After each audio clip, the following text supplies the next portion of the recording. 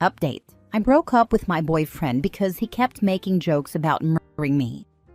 Original post. During our first few weeks of dating, he joked too much for comfort that he was going to unalive and dismember me and dispose of my body. Maybe out of context, I'm being dramatic? He's very sarcastic and has dark humor. But to me, it wasn't funny and caused me anxiety because I know the statistics. I talked to him about this. I told him repeatedly, stop joking about unaliving me. He kept on with the jokes until I finally told him that those jokes literally scare me. He apologized and seemed to feel bad that his jokes made me scared of him. Tonight we were over 3 hours late to meet with his brother to play games, watch movies, and eat dinner. When I was talking to him about us being late, I noticed he sighed deeply, clenched his fist, and looked down at it, as if he were making the conscious choice not to hit me. Then, as I was saying goodbye to his brother, he came into the room and said, she should say her permanent goodbyes. I asked him, WTF? He said it was a joke. I asked, how is it funny? What's the punchline? Please explain to me how that was supposed to be funny. He couldn't answer. I didn't want to get in the car with him. I walked off, and thankfully, my roommate picked me up and drove me home. He called later, and I told him I'm done. He's a good man, other than the jokes about unaliving me. We talked about it and agreed that he wouldn't joke about unaliving me anymore. But then he did it again tonight and doubled down that it was just a joke, and that actually I'm the problem.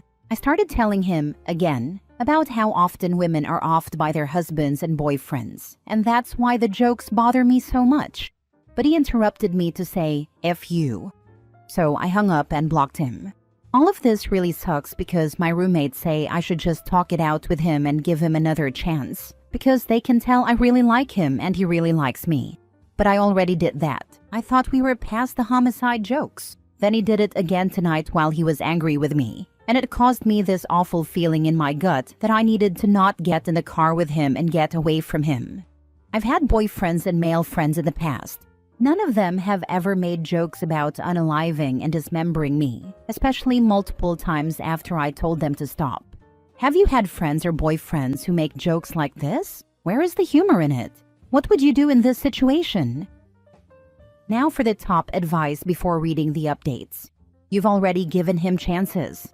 He agreed to change, then he broke his word. So not only is he verbally abusive and potentially violent, he also breaks his word. You did nothing wrong. There is no humor in what he said, and abusers frequently excuse their abuse in the 2 ways he did. First, they say it was a joke. If you don't accept that, they try to blame it on you. You don't want to become a statistic. Well, there are plenty of men out there who will never threaten to off you. You have done exactly the right thing. Don't feel bad about anything you've done. My one piece of old woman advice to you is to be very strict around dating men when it comes to threats. Joke or not, if a man threatens you in any way, tell him that if he does it again, it's over. Don't tolerate any kind of threats or violence ever. If the man is actually a danger, he will see tolerance as a sign that he can violate your boundaries without consequences. Read the book Why Does He Do That by Lundy Bancroft. OP should also read The Gift of Fear. That book explains why her intuition is correct, and she should always listen to it.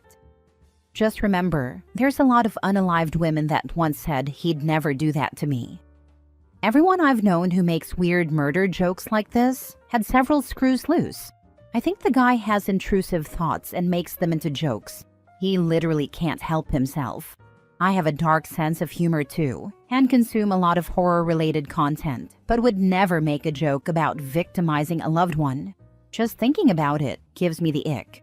She did the right thing. The clenching the fist is what pushed me over the edge. It reminds me of the old-timey, why I oughta wife-beating type jokes. No thanks. Not worth sticking around and finding out. Mini update. Thank you, everyone, for your overwhelming support. Also, thank you for the important links and resources in the comments. I've learned a lot and shared them with my friends. I love this sub. I haven't heard from him, and he hasn't caused any trouble since the breakup. If anything comes up, I'll update this post. Now for the update almost a year later. I hope I'm not breaking any subreddit rules by posting an update, but I thought this sub would appreciate an update, given all the feedback my OP received and all the messages I read requesting one. My original post was almost a year ago. Thankfully, I have moved across state since then and have not seen him since. The last time I spoke to him, over the phone, I made it very clear several times. Me, you promised you'd stop making jokes about unaliving me, but then you did it again. You realize the greatest threat for women is being unalived by their boyfriends or husbands. They are most likely to be offed by men they know. Him, hey OP, F you. So I hung up. I ghosted him after that, blocked him on everything and alerted my employer that if he showed up, he was a threat. However, he sent me an email in an attempt to, I don't know. I'll leave you to draw your own conclusions because I really can't make sense of it. I'm sorry if I quote it incorrectly. I'm on mobile. The email he sent me, Dear my name, spelled wrong. He got my name wrong multiple times and it became a joke, which is what he refers to here. I don't really know how to go about saying that I am empathetic, as I'm a me-pathetic mess. But I do feel I can understand, and I have recognized. My actions have consequences, clearly. I thought I was being reasonable. I gave you time and space. I wasn't sure how long I needed to wait, or if I should just do nothing. But I didn't know you had even blocked me until today, as I had not called, and only texted that first day, expecting nothing back. Yet now I understand. I should have known. I tried to call you tonight though, despite my better judgment. That's when it hit me hard. It's been almost 2 weeks. I know you don't want to be in a relationship with me, but I wanted to end this civilly. I could hope at least. On terms that we both could live on, amicably, or me, since I didn't have a choice. That terrible night was booze-ridden, and unfortunately for me, the end of us. I didn't get any chance, but I made my choices, and I was cut out of you, like the cancer I became. Regardless of how much I remember, due to my memories being cut down by Irish whiskey, and I, hazed-focused. You ghosted me. Now I know how that feels as I have done that to others. I deserve this. It's interesting because you mentioned to me that I never had to change my number in my last relationship over 5 years ago, because all I needed to do was block them. Damn, history not only repeats itself, but can be freaking ironic. I lost one of my best friends. I lost you. I have been hurting, OP. This hurt even more when I realized you don't even want to communicate with me. I would ask why, but I know it's because you hate me, what you think of me, what you think I am. Who likes Andrew Tate? Nobody. I embody that nobody. I am hate. I am Tate. I obviously have a lot of growing up to do. I was not aware of just how much. I do not regret you or the experiences I shared, which were awesome and different than all the treasures I had experienced with another soul. We had so much in common, and yet the few things we didn't shaped themselves into a shadow that blocked our light, your light. I regret not realizing that perhaps I was just not ready. You are so beautiful and awesome, OP, and I hate hurting you in any way, especially since you deserve so much love. And instead, I gave you fear. You, however, only gave me happiness. You made me feel wanted, so much so that it blindsided me. I haven't been that happy in a very long time, and maybe that's why I fell for you so hard and so fast, as I had been in the dark for years, and your essence got me as high as a kite. I could see the sky for once. I was flying. I had been grounded since I lost my wings a few years ago, and it showed. I started sinking in the sands of time, in bottles, in gates drowned by my fears. My brother lost a friend because of me. I lost because of me. I may be a good person who does bad things, but I did a bad thing to a good person. It scares me to think that, when we do, and it will inevitably happen, as it's a small town, run into each other, you will fear me, and I will fear you. I don't want that. But I made my grave, and I suppose I need to sleep in it. I will not call you again as I did tonight, as much as I want to. You can always call me, but I am aware that is about as real as my dreams coming true. I have respected your space. I haven't tried to suffocate it or breathe your air. I just wanted to bury myself with a little dignity today, considering that I must be public enemy number 1. I'm embarrassed to admit that running into your roommates or even co-workers makes me feel uncomfortable. That I did, to myself and to you. I'm sorry, OP, I don't know what else to say. I know you will find someone sooner or later who will treat you with respect and make you feel loved. I am not him. I failed. But you will have that, as much as I don't want to think of it, and you deserve it. As much as I didn't commit to that. I know you think I don't love you. You can ghost me. You cannot respond. I don't think you will anyway. Maybe you won't even read this, which is okay. I needed to say my piece, to rest at sea. But you can't take away how I felt, or how I feel at all. Maybe that was the problem. I was too much. You thought I was just a blip in time anyhow, and now, that blip can finally sink. In time. Thank you for all the support. There is no way he will ever hear from or see me again. I now live in a new town, a new home, and with a great man who respects and appreciates me. And for those wondering, he's 40. He's a really great guy, except for when he jokes about murdering me. What the actual hell?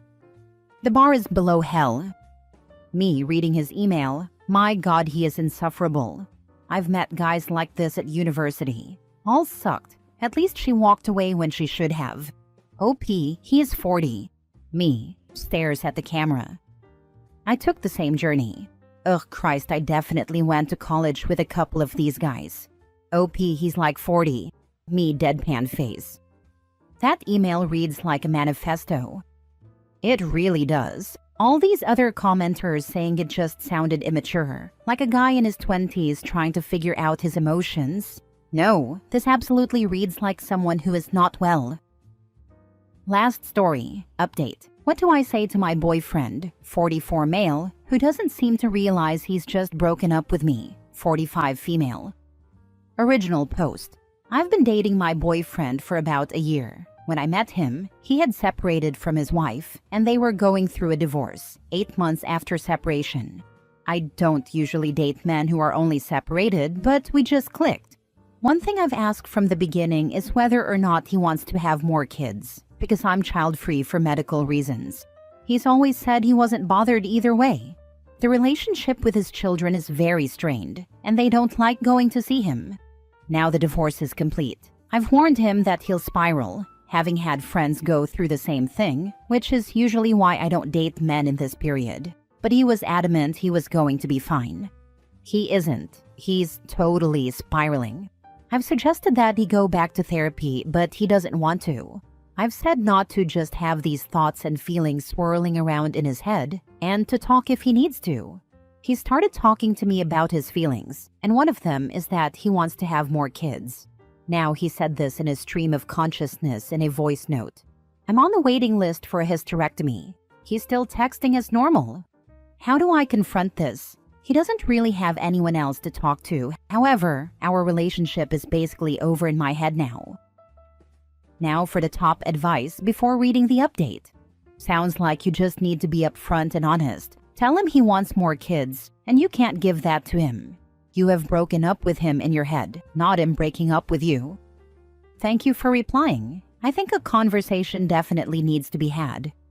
Could it have been a statement made in a spiral? Is it possible that the emotional complexities are deeper than a metaphorical shot across the bow? It seems like a simple conversation to reaffirm your choices is the next step. Perhaps he's truly interested in having more kids, in which case the relationship is done. I wouldn't call it a healthy process to check out without talking first. I believe it was, because I got another text this morning saying that he doesn't want to have any more now. Aside from all the other issues, did you not think it was a bit strange and off-putting that the man's children have a strained relationship with him and don't like seeing him? Like that for me would be a massive glaring red flag. Oh, if that was the case, we wouldn't have gotten this far. When we met, his kids were happy to see him and enjoyed their visits.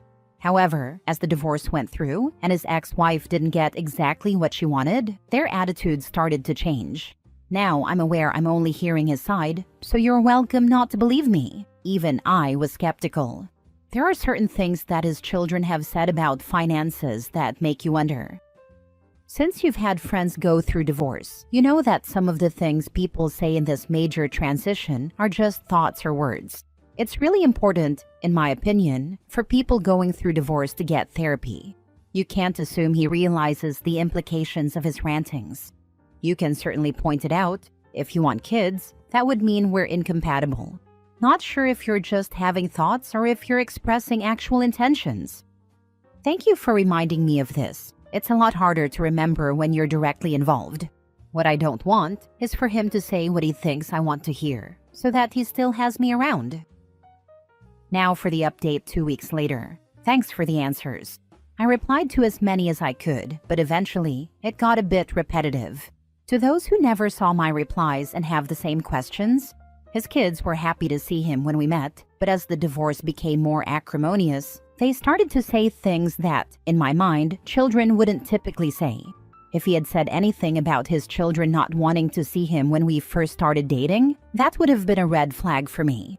Helping a friend through a divorce and listening to them go through various ideas is very different from seeing the person you're dating do it, especially when they are talking about things that mean the end of the relationship. Anyway, on to the update. We met up, and I asked him if he was aware that he said he thinks he wants to have more kids. He said yes, it's a possibility. I said, "You're aware that I'm on the waiting list for a hysterectomy?" He said yes. I said, "So you're aware that this essentially means we're over?" He said, "It doesn't have to mean that. We can continue to see each other until I make up my mind." People. I nearly fell off my chair. I stared at him and realized that he actually never knew me at all. Anyone who knows me knows I would never put up with his foolishness. I actually laughed and said, "You want me to continue to see you while you decide whether or not you want kids? And then if you do, I should just meekly walk away? Does that sound like that's fair?" He said no, but he loves being with me and doesn't want to lose me. I told him I was lost the minute he told me he might want more kids. I said I appreciate him telling me the truth, but the consequence of that means we're over. I told him what I'd have told a friend: sort out your relationship with the children you have before making new ones, and gave him a book on that subject. I left and cried. I'm going to miss him a lot. He's been texting, but I may block him soon. You just hang around until I decide if I want to keep you or not, okay? How on earth did you say no to such a wonderful offer? What's wild is him acknowledging how crappy that is and still expecting OP to stay with him. You were to be a security blanket while he went through the divorce and figured out who he was. I applaud your self-knowledge. Allow yourself to grieve what you lost. Time to block him so he can go figure out himself by himself.